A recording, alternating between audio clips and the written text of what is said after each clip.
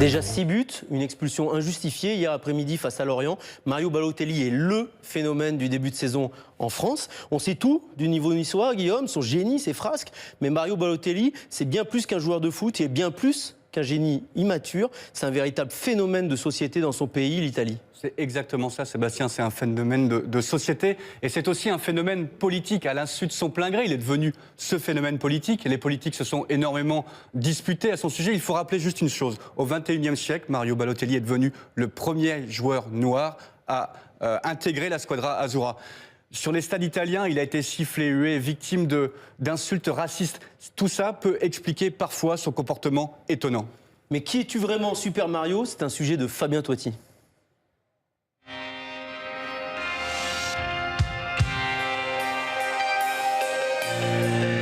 La prima cosa che viene in mente è questo talento immenso, sprecato, perché lui aveva tutto per diventare un fuoriclasse. Adesso l'ha amato e odiato. In accordo con la famiglia, se lui faceva degli errori o non si comportava bene, la famiglia lo puniva, diciamo così, togliendogli la partita. Il a fait ce qu'il a fait. Des fois, il faut essayer de comprendre aussi. C'est la vie n'est pas toujours simple pour tout le monde. Et je pense que c'est un garçon qui n'a pas une vie facile. So that meant from the day he set foot in Britain, the press were looking for things to write about Mario, negative things, whether they were true or not. En Italie, Balotelli a été celui qui a cassé l'iceberg. Le premier joueur de couleur italien. Et donc, il a vécu à 20 ans, à 18 ans, à 19 ans, des moments très émotivement très compliqués. Plus qu'un footballeur, il est un phénomène de société dans son pays. Et la nouvelle star de notre championnat. Un garçon fantasque, aussi talentueux qu'incontrôlable. Mais qui est donc vraiment Mario Balotelli? Enquête sur un footballeur définitivement à part.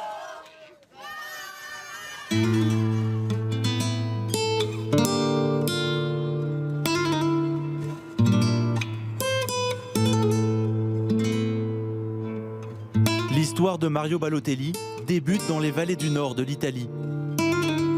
À Brescia, ville industrielle de 200 000 habitants.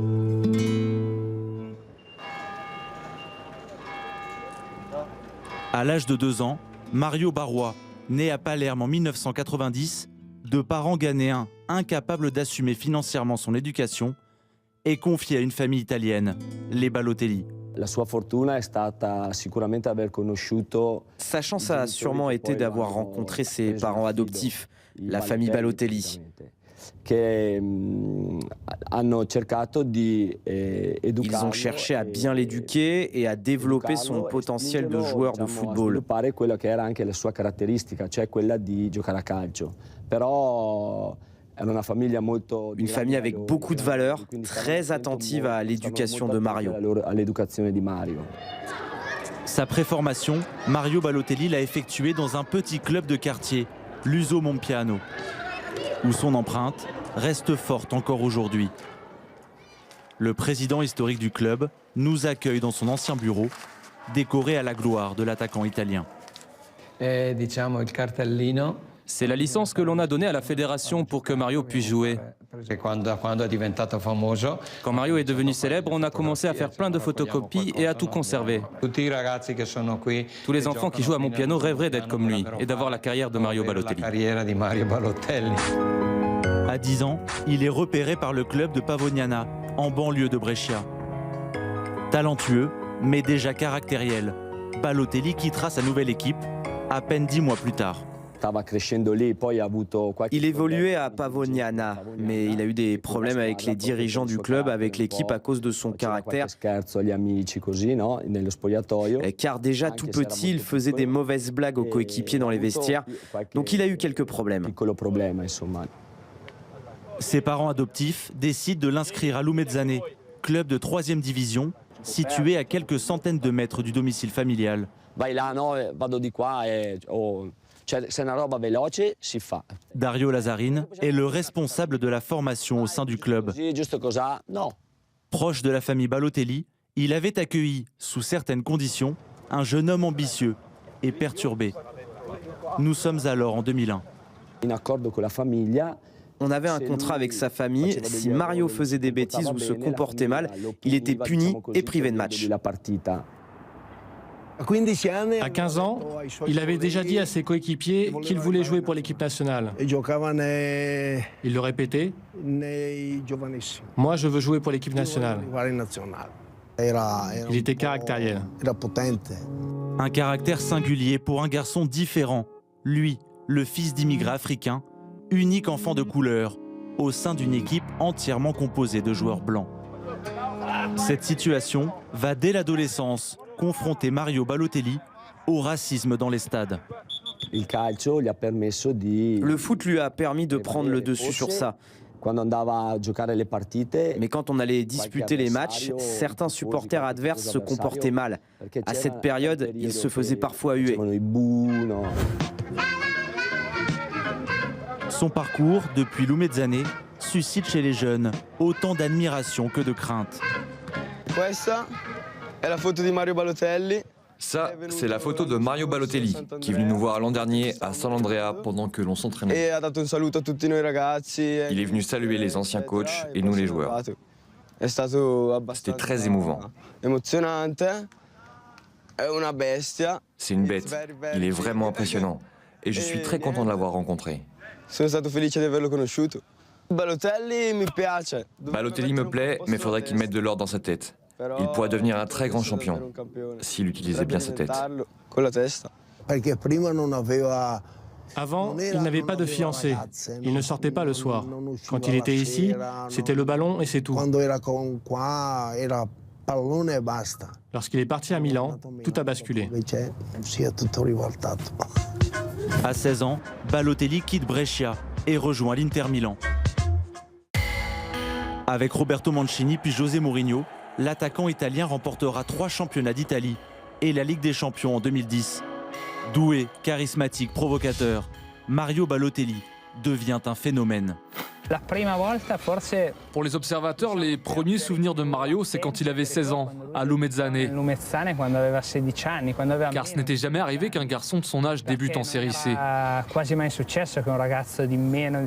Et après, on pense tout de suite à ses premiers titres de champion remportés avec l'Inter.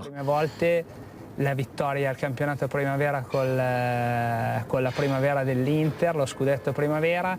Là, il semblait vraiment prédestiné pour atteindre les sommets. Et tout le monde parlait de lui comme d'un joueur au potentiel hors norme. Un joueur hors norme et un homme imprévisible. Capable de jeter son maillot par terre après une victoire ou de revendiquer son amour pour l'AC Milan, le rival historique. Balotelli agace autant qu'il séduit. Quand il perd ses repères, son comportement est toujours très exagéré. Cela peut provoquer des conflits. C'est un garçon qui n'a pas de demi-mesure. S'il pense qu'une chose est injuste, il trace son chemin. Cela peut arriver comme quand il a jeté son maillot de l'Inter par terre. En 2009, année où il devient l'un des titulaires de l'attaque interiste, les incidents racistes à son égard se multiplient. Insultes et chants hostiles accompagnent presque chaque sortie du jeune attaquant italien. Je me rappelle en particulier ce qu'il s'est passé à Turin en avril 2009, lors de Juventus-Inter, un énorme match. Mario était sur le terrain et tout le stade, enfin pratiquement tout le monde, criait et le huait. Un moment d'incivilité absolue, à tel point que la justice sportive italienne a sanctionné les supporters de la Juventus.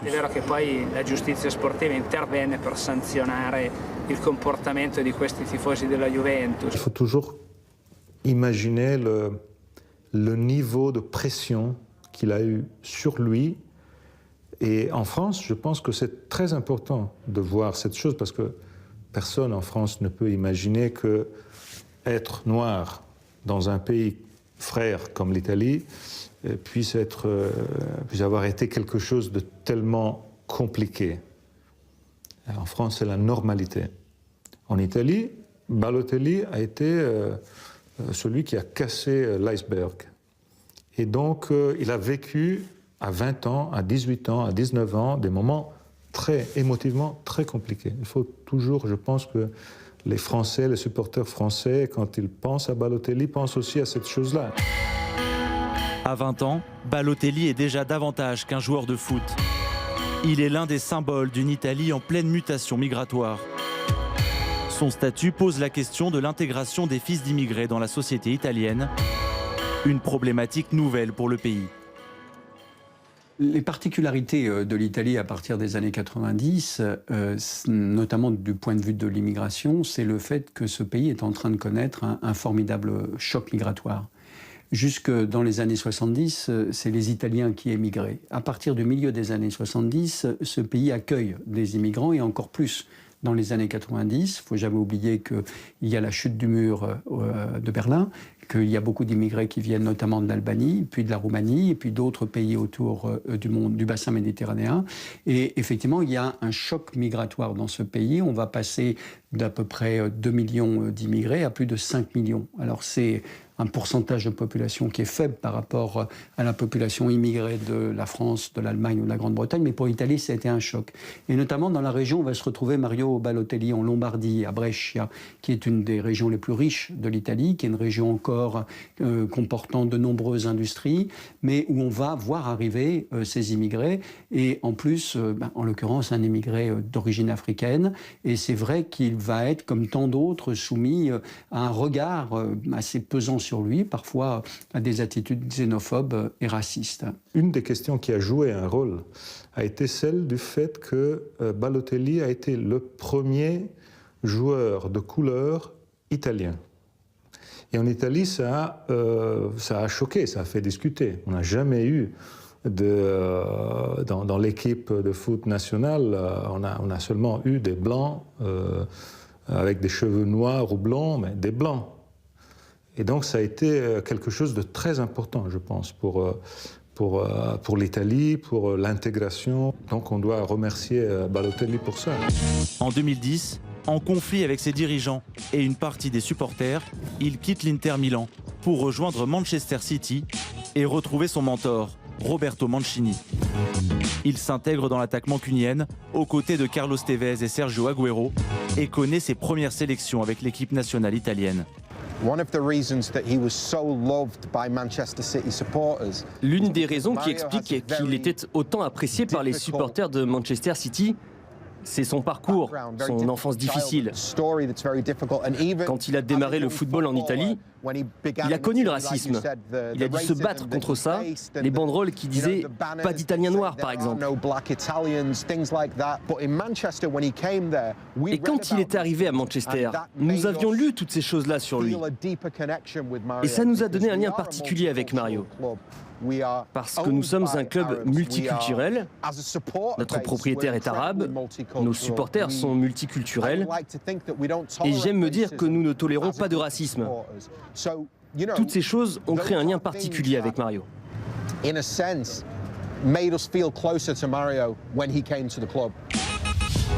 Champion d'Angleterre en 2012, il inscrira cette année-là un doublé en demi-finale de l'Euro contre l'Allemagne. Il est alors au sommet de sa carrière. Ce soir-là, il a été adulé comme jamais. Un moment exceptionnel avec ses 2 buts, notamment le deuxième, incroyable avec une telle puissance. Il avait touché le ciel du doigt. Il y avait énormément d'émotions. Il a même été très malin en allant embrasser sa mère sur le terrain à la fin du match. C'était un moment extraordinaire, très émouvant, probablement l'image de l'Euro. Straordinario, emozionante, incredibile, forse è stata l'immagine più bella di quell'europeo. Ricordo il giorno dopo Le jour d'après, tu te rendais compte qu'il suscitait une curiosité invraisemblable et il y avait rarement eu autant de réactions sur un sujet. Il était sur le toit de l'Italie. Raramente era stata così forte per un argomento. Quindi no, indubbiamente in quel momento insomma era sul tetto d'Italia. C'est quelqu'un de controversé qui peut parfois être agaçant pour les supporters, mais dans le même temps nous l'adorons. Parce que, vous savez, dans le football aujourd'hui, personne ne sort du cadre. Tout est très professionnel. Mario était différent, il donnait l'impression de venir d'une autre planète. Brillant sur le terrain, il se distinguera aussi, comme souvent, par ses frasques extrasportives. En 2011, il met le feu à sa maison en tirant des feux d'artifice. La même année, son club lui inflige 100 000 € d'amende pour avoir tiré des fléchettes sur des jeunes du centre de formation. Les tabloïds traquent dès lors ses moindres faits et gestes. Ces histoires alimentent régulièrement la presse à scandale.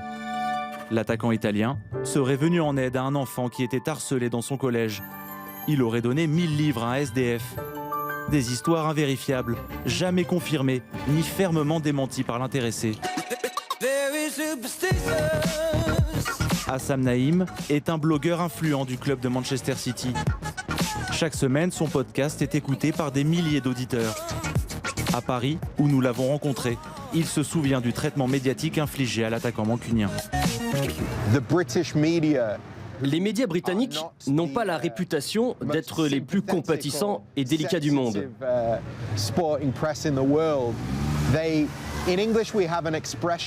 Vous savez, en anglais, nous avons une expression qui dit « il était au centre de l'attention ». Et depuis le jour où il est arrivé, la presse a toujours cherché des histoires à écrire sur lui, des histoires négatives, qu'elles soient vraies ou fausses d'ailleurs. À City, son aventure s'achèvera une nouvelle fois à la suite d'un conflit avec son entraîneur. Lors d'un entraînement, une altercation l'oppose violemment à Roberto Mancini, qui l'a pourtant toujours soutenu. Le technicien italien résumera la complexité de la relation tissée avec son joueur. Nous sommes très tristes, car Mario était un joueur important pour nous. Vous pouvez être en colère parfois contre lui, mais il redevient vite un type adorable. En 2013, il quitte Manchester City pour l'AC Milan. Accueilli en héros par les tifosi, il avait pourtant été critiqué avec virulence par le président Silvio Berlusconi quelques semaines avant sa signature dans le club lombard. Je suis navré de devoir dire ça, mais au Milan, ce n'est pas comme dans les autres équipes. L'aspect humain et l'individu comptent beaucoup. Et si je mets une pomme pourrie dans le vestiaire, elle peut infecter les autres joueurs. Et comme j'ai pu à différentes occasions me faire un avis sur l'homme, Balotelli, je n'accepterai jamais que cette personne fasse partie du vestiaire. Cette même année, Enrico Letta, membre du Parti démocratique et Premier ministre du pays, nommera pour la première fois une personne issue de l'immigration au gouvernement italien. Cécile Kyenge, d'origine congolaise, fut, comme Balotelli, victime de réactions de rejet et de propos racistes. En vérité, quand j'ai décidé de nommer Cécile Kyenge ministre de mon gouvernement, j'avais en tête la nationale et Balotelli.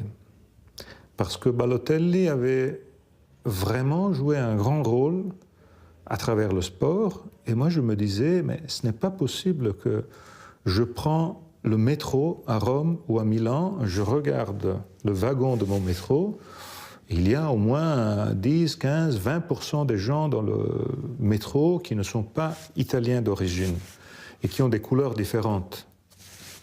Il y a des Asiatiques, il y a des gens noirs. Et ce n'est pas possible que j'entre dans le Parlement italien et c'est seulement le blanc.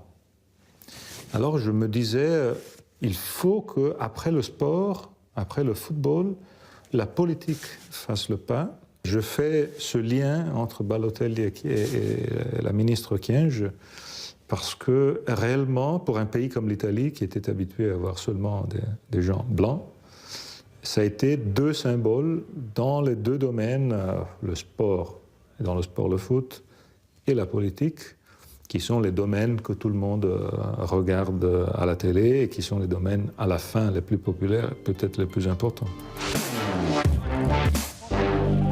Adulé, rejeté, réputé ingérable, Mario Balotelli connaîtra 2 années chaotiques à Liverpool, puis de nouveau à l'AC Milan, inscrivant 2 buts en 2 saisons. À 26 ans, il court déjà après son glorieux passé. C'est un immense gâchis. On a déjà connu ça en Italie avec Antonio Cassano, qui avait un talent exceptionnel mais qui s'est autodétruit. Mario est en train de suivre le même chemin, peut-être même pire. Parce que Cassano, lui, à 26 ans, n'avait pas le même potentiel que Mario.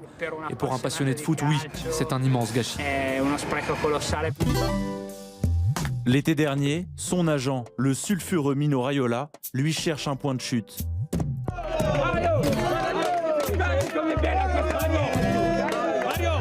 Aucun club en Europe ne souhaite enrôler un joueur à la réputation d'incontrôlable. En France, il sera proposé à Nantes et Bordeaux. Le président lyonnais Jean-Michel Aulas, qui a depuis démenti cette information, aurait souhaité le faire venir à Lyon. Jean-Pierre River prendra l'initiative de contacter l'agent de Balotelli durant l'été et s'appuiera sur un joueur niçois pour jouer les médiateurs avec l'attaquant italien, le défenseur Mathieu Baudemer, déjà à l'origine de la venue d'Hatem Ben Arfa 1 an plus tôt. Pendant 2-3 mois, j'ai approché Mino Raiola, effectivement, je lui ai dit tiens, j'ai besoin d'un attaquant qui est en souffrance, mais je n'ai pas dévoilé tout de suite Balotelli, donc il m'a envoyé des joueurs comme ça, bon, aucun qui était très intéressant. Et puis un jour, j'ai un peu plus poussé, et puis j'ai dit mais tu sais pourquoi pas Mario chez nous, donc c'était porte fermée. Et puis bon, j'ai continué, j'ai relancé, puis un jour j'ai donné tous les arguments pour lesquels il pourrait avoir un intérêt d'avoir Mario chez nous. Bon, il n'y a toujours pas de retour, donc un jour j'ai dit écoute, parle au moins de Nice à ton joueur. Voilà. Et un jour j'ai su qu'il avait parlé Nice à son joueur, puisque un de mes propres joueurs, Mathieu Baudemer, a eu un coup de fil un jour d'un autre joueur qui lui a dit écoute, Mario cherche des infos sur Nice, est-ce que tu peux m'en donner? C'est Mamadou Sakho qui m'a appelé tout simplement, en me disant que Mario était peut-être intéressé par le projet de Nice il y a un petit moment, et qu'il voulait me parler pour que je lui donne un maximum d'indications. Donc on a échangé pendant quasiment 15 jours. Voilà, j'étais en relation avec le président quasiment tous les jours aussi pour lui redonner les informations qu'il y avait par rapport à Mario. Mais voilà, dès le premier contact, j'ai senti qu'il avait vraiment envie de venir et qu'il voulait surtout se relancer. Et à ce moment-là, quand j'ai su que le joueur s'intéressait à Nice, j'ai rappelé Mino Raiola, j'ai dit écoute, il faut absolument que je rencontre ton joueur. Donc il m'a dit non, mais ça sert à rien. J'ai dit écoute, je veux le voir. Ouais, ça ne te coûte rien, je le prends en charge, il vient me voir, je le rencontre, on parle, on discute et on voit. Tout le monde l'annonçait comme quelqu'un d'un petit peu respectueux, mal élevé entre guillemets. Voilà, quand elle m'a appelé la première fois, elle m'a dit j'espère que je ne te dérange pas, je peux prendre 5 minutes. À la fin, elle m'a remercié 10 fois. Voilà, quelqu'un de très, très respectueux, très poli. Et voilà, il m'a dit simplement qu'il avait envie de jouer, il avait besoin de se retrouver dans une équipe où on avait confiance en lui, de retrouver avec des partenaires qui avaient confiance en lui. Voilà, après j'ai vendu le projet de Nice, qu'on avait une équipe jeune, qu'on avait fait une belle saison, qu'on avait l'Europa League, qu'on avait un beau stade, qu'on avait une belle région. Voilà, toutes ces choses-là que le coach pourrait faire progresser, qu'avec le président il aurait une belle relation comme on a pu l'avoir à terre. Et voilà, ça s'est fait. Après je pense que le président fait un effort financier aussi peut-être plus conséquent qu'à Thème, mais voilà, l'envie venait de Mario aussi à la base. Lors de notre reportage, nous avons rencontré la mère adoptive de Mario Balotelli, veuve depuis l'an dernier, qui habite toujours le modeste 3 pièces familial en périphérie de Brescia. Afin de préserver la tranquillité de son fils, elle n'a pas souhaité s'exprimer devant notre caméra, mais nous a confirmé une chose, le rêve de son enfant, de réintégrer l'équipe nationale italienne. Je pense qu'il peut avoir l'influence qu'a eu Ibrahimovic en termes de buts marqués et de talent. Il peut démontrer pourquoi, à 18 ans, 19 ans, il était considéré comme potentiellement l'un des plus grands joueurs des 10-12 prochaines années. J'ai quand même du mal à imaginer un retour de Mario dans une grande équipe. Parce qu'il a connu l'échec beaucoup de fois. C'est très dur de dire aujourd'hui s'il reviendra dans un grand club. Car cela s'est mal passé à la fin à l'Inter, au Milan, à City, à Liverpool. Donc pourquoi, objectivement, on devrait dire que ça irait bien maintenant? Mais il se pourrait que cela se passe bien à Nice et qu'ensuite il revienne en équipe nationale. Car il y a une chose à laquelle il est très attaché, c'est le maillot de l'Italie.